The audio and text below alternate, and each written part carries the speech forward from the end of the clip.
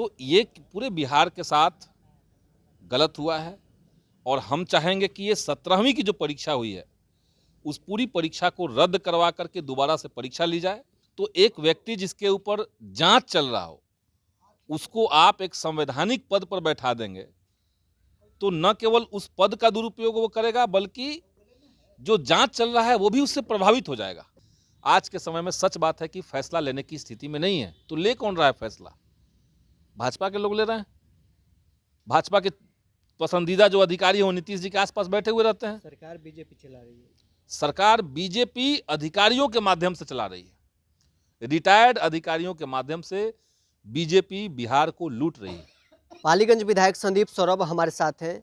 BPSC अध्यक्ष नियुक्ति मामले में सुप्रीम कोर्ट ने राज्य सरकार से जवाब मांगा है। जो बातें आप पहले से उठा रहे थे अब तो सुप्रीम कोर्ट भी उस बात की पुष्टि कर रही है। देखिए, हमने एकदम शुरुआत में कहा था कि बीपीएससी जैसे ऑटोनोमस बॉडी का एक स्वायत्त संस्थान, एक संवैधानिक संस्थान का जो चेयरमैन होगा उसकी नियुक्ति की प्रक्रिया जो है वो साफ सुथरी होनी चाहिए, क्योंकि बीपीएससी के ऊपर ये जवाबदेही है, उसकी ये जिम्मेदारी है कि देश में जो टैलेंटेड लोग हैं, जो जेन्युइन लोग हैं, उनको अधिकारी के रूप में आप बिहार में नियुक्त कीजिए, ये उनका जिम्मेदारी है। लेकिन बीपीएससी जिस तरीके से कार्य किया 17वीं की परीक्षा में अगर देखा जाए तो वो पूरी तरीके से सवालिये दायरे के अंदर आता है। बीपीएससी का चेयरमैन, उनके ऊपर महादलित विकास मिशन के घोटाले का आरोप है, इन्वेस्टिगेशन उनके ऊपर चल रहा है। तो एक व्यक्ति जिसके ऊपर जांच चल रहा हो उसको आप एक संवैधानिक पद पर बैठा देंगे तो न केवल उस पद का दुरुपयोग वो करेगा बल्कि जो जांच चल रहा है वो भी उससे प्रभावित हो जाएगा। जांच भी प्रभावित हो रहा है। तो एक तो ये मामला है। दूसरा मामला है कि नेचुरल जस्टिस ये कहता है कि आप किसी पद पर बहाल अगर हो रहे हैं उससे पहले आपको अपने पूर्व पद को छोड़ना पड़ेगा, ये नियम है। लेकिन बीपीएससी का जो चेयरमैन जिसको बनाया गया, एनडीए की सरकार ने उनको चेयरमैन बनाया, वो चेयरमैन बनते हैं 15 मार्च 2024 को और पूर्व पद से वीआरएस लेते हैं 16 मार्च 2024 को। तो आप पहले एक पद पर आ गए और पूर्व पद को बाद में छोड़ा। तो ये दो टेक्निकल चीज़ें लेकिन बहुत महत्वपूर्ण चीज़ें बीपीएससी चेयरमैन के पास के मामले में है। और केवल इसलिए कि वो एक खास राज्य से आते हैं, मोदी जी के राज्य से आते हैं, गुजरात मॉडल के आदमी हैं, उनको आप पद का दुरुपयोग करके कहीं भी बैठा दे रहे हैं। तो ये पूरे बिहार के साथ गलत हुआ है और हम चाहेंगे कि ये 17वीं की जो परीक्षा हुई है उस पूरी परीक्षा को रद्द करवा करके दोबारा से परीक्षा ली जाए और चेयरमैन के मामले में सरकार ठोस जवाब दे। कार्रवाई तो हो ही, लेकिन सरकार बताए बिहार को कि आखिर बीपीएससी जैसे आयोग के चेयरमैन की नियुक्ति आपने गलत तरीके से क्यों किया। आपको लगता है कि अब बीपीएससी चेयरमैन पर कार्रवाई होगा? एकदम होना चाहिए। हम तो कह रहे हैं पहले से उन पर कार्रवाई होनी चाहिए थी। आप कहीं से आए हैं, गुजरात से आकर के बिहार में बैठ करके आप बिहार में एक बड़ा पद पर आप बैठ गए हैं और वहाँ से बिहार के सब बच्चों को आप असामाजिक तत्व कह देते हैं।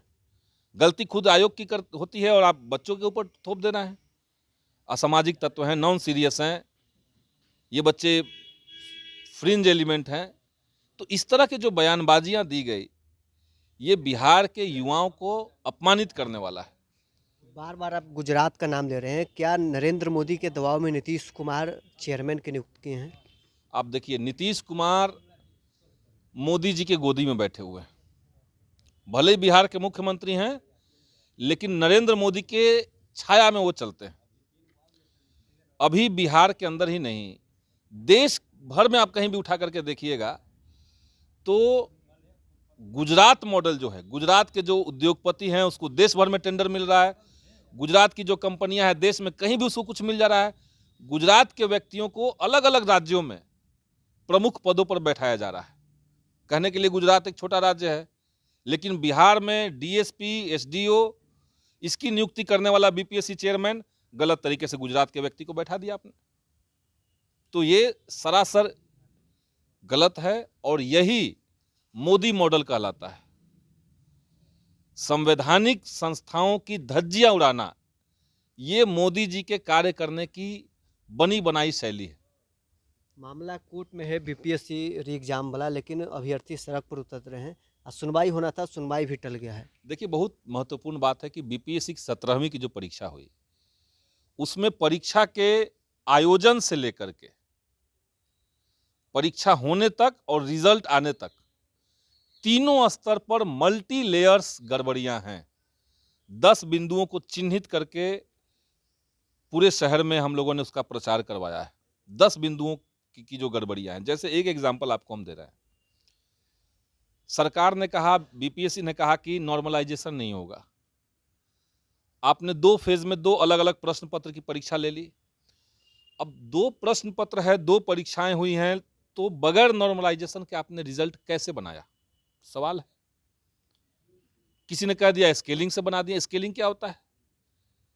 नॉर्मलाइजेशन का ही नया नाम स्केलिंग कर दिया आपने, इसका मतलब कि तो। और उसका रिजल्ट क्या दिख रहा है? रिजल्ट ये दिख रहा है कि जो पहली परीक्षा हुई 13 दिसंबर को, उसमें केवल 6% बच्चे ही सफल किए, पास किए केवल 100 में 6 बच्चे। और वही परीक्षा जब 4 जनवरी को होती है तो 20% बच्चे सफल कर गए।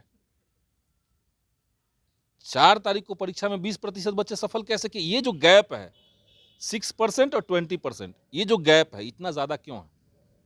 एक आखिरी सवाल रहेगा, जेडीयू तो कह रही है कि सुप्रीम कोर्ट ने जो जवाब मांगा है एक स्वाभाविक प्रक्रिया है।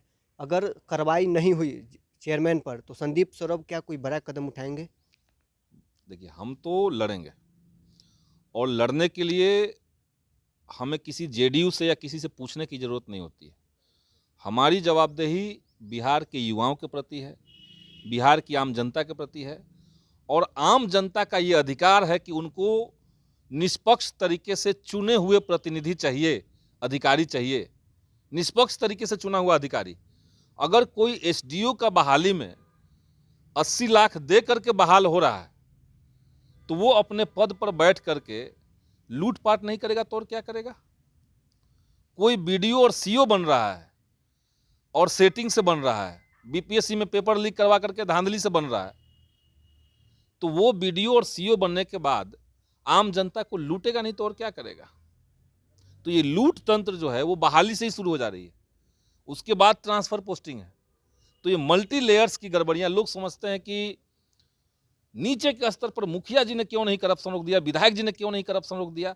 जब आप बहाली में ही करप्शन कर देंगे, जब आप ट्रांसफर पोस्टिंग में ही करप्शन कर देंगे तो नीचे करप्शन कैसे रुकेगा?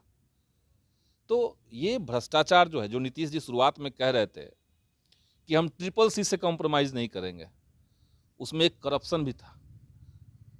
लेकिन आप देखिए बिहार में संस्थाबद्ध हो चुका है करप्शन। थाना, ब्लॉक, जिला, अनुमंडल, कहीं भी जाइए, किसी विभाग में आप चले जाइए, रेट तय हो चुका है। तो नीतीश जी ने जो अपने 20 साल के राज्य में किया, वो भ्रष्टाचार को संस्थाबद्ध कर दिया आपने। अधिकारियों का मनोबल आपने इतना हाई कर दिया कि लोग खुलेआम पैसे मांग रहे हैं। तो ये इसलिए हो रहा है क्योंकि बहालियों में धांधली हो रही है। साफ सुथरी बहाली हो, ये पूरा बिहार चाहता है और इसके लिए हम लोग संघर्ष करेंगे। अभी विधानसभा का सत्र है, बीपीएससी के सवाल पे हम इस सरकार को छोड़ने नहीं जा रहे हैं। सरकार को हम लोग सवाल करेंगे। और इसमें एक और आप लोग तथ्य जानते होंगे, बापू परीक्षा परिसर जो सरकारी परीक्षा परिसर है, एशिया का सबसे बड़ा परीक्षा केंद्र, अब बापू परीक्षा परिसर जो सरकार का बना हुआ है, प्राइवेट कोचिंग सेंटर को क्यों आपने दिया? सवाल है। और जिस कोचिंग सेंटर को आपने उस वहां पे टेस्ट सीरीज आयोजित करवाने का परमिशन दिया, उसके टेस्ट सीरीज से बीपीएससी का 30 सवाल कैसे टैली कर गया? ये भी बच्चे दिखा रहे हैं प्रूफ के साथ। ये कैसे हो रहा है? तो कई लेवल पे गड़बड़ियां हैं, संदेह है। और ये शर्म की बात है कि आज के समय में इतने बड़े आंदोलन के बावजूद 20-20 हजार लोग सड़क पे उतर जा रहे थे। गांधी मैदान में जिस दिन आंदोलन हुआ, लाठियां चली, 20 हजार से ज्यादा लोग थे। इसके बावजूद सरकार ने एक जांच तक नहीं बैठाई। आप जांच बैठा देते, आपको लग रहा है कि भाई बच्चों की बात में दम नहीं, आप जांच करके कह देते, कमेटी कह देते कि बच्चों की बात में दम नहीं है, तो आप जांच तक नहीं बैठा रहे हैं। तो ये एक पूरा षड्यंत्र। और नीतीश जी आज के समय में सच बात है कि फैसला लेने की स्थिति में नहीं है। तो ले कौन रहा है फैसला? भाजपा के लोग ले रहे हैं। भाजपा के पसंदीदा जो अधिकारी हो नीतीश जी के आसपास बैठे हुए रहते हैं। सरकार बीजेपी चला रही है। सरकार बीजेपी अधिकारियों के माध्यम से चला रही है। रिटायर्ड अधिकारियों के माध्यम से बीजेपी बिहार को लूट रही है। तो चलिए, पालीगंज विधायक संदीप सौरभ हमारे साथ थे। बीपीएससी चेयरमैन नियुक्ति मामले में सुप्रीम कोर्ट ने राज्य सरकार से जवाब तलब किया है। इस मसले पर हमने इनसे बातचीत की है। नीतीश कुमार और राज्य सरकार पर इन्होंने कई गंभीर आरोप लगाए हैं। बहरहाल, इस क्रम में इतना ही। आप बने रहे न्यूज़ 4 नेशन के साथ।